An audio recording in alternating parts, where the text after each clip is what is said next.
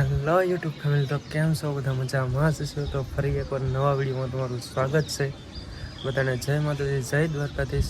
तो आजनी रेसिपी शुं छे आपणे जोशुं अहींया। तो विडियो स्टार्ट करिए अने चेनल में नवा हो तो सब्सक्राइबर करवानुं भूलता नहीं। तो चालो विडियो आपणे स्टार्ट करिए। हेलो फ्रेंड्स, तो आपणे दम आलूनी रेसिपी स्टार्ट करिए।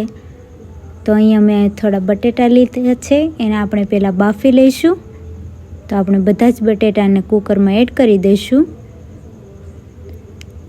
ત્યારબાદ તેમાં 1 ચમચી જેટલું મેં મીઠું એડ કર્યું છે, 1 ગ્લાસ જેટલું પાણી।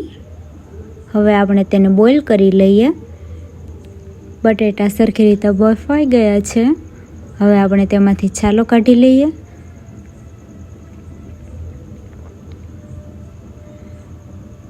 બધા જ બટેટાની છાલો કાઢી લઈશું આપણે।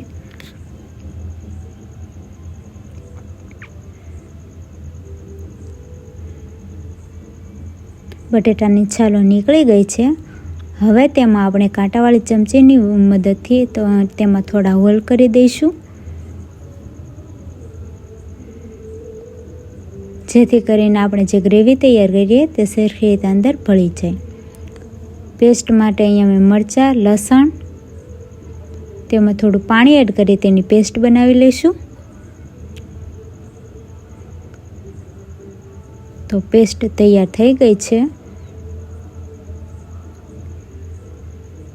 તેમાં જ આપણે ટામેટાની પેસ્ટ બનાવી લઈએ। તો ટામેટાની પ્યુરી પણ તૈયાર છે। હવે એક કડાઈમાં થોડું તેલ લઈ તેમાં 1 ચમચી જેટલું જીરું, 1 ચમચી જેટલી હિંગ, તમાલપત્ર, તજ અને લવિંગ, ત્યારબાદ તલ, ઝીણી સમારેલી ડુંગળી,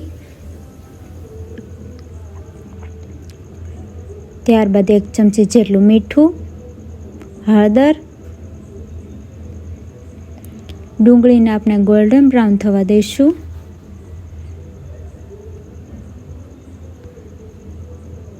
ત્યારબાદ તેમાં આપણે જે પેસ્ટ તૈયાર કરેલી હતી મરચાંની અને લસણની તે એડ કરી છે। હવે તેમાં કાજુ એડ કરી દઈશું।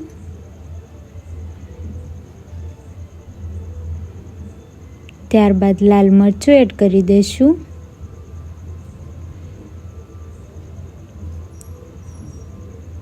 હવે તેમાં આપણે જે ટામેટાની પ્યુરી બનાવી હતી તે એડ કરી દઈએ। પ્યુરીને સરખી રીતે પાકવા દઈશું।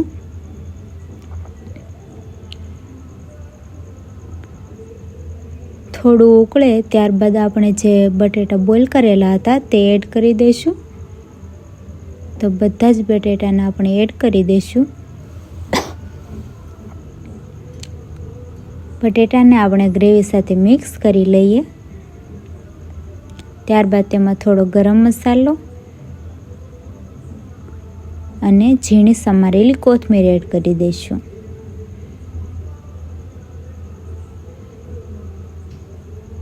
તો આપણું એકદમ ચટપટું દમ આલુનું શાક બનીને તૈયાર છે।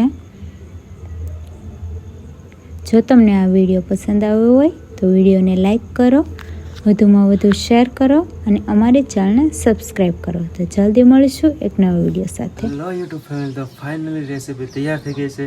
तो विडियो गमे तो एक लाइक कर देजो और रेसिपी गमी तो एक कॉमेंट करवानुं भूलता नहीं। तो मळीए एक नवा विडियो साथे। त्यां सुधी जय माताजी जय द्वारकाधीश।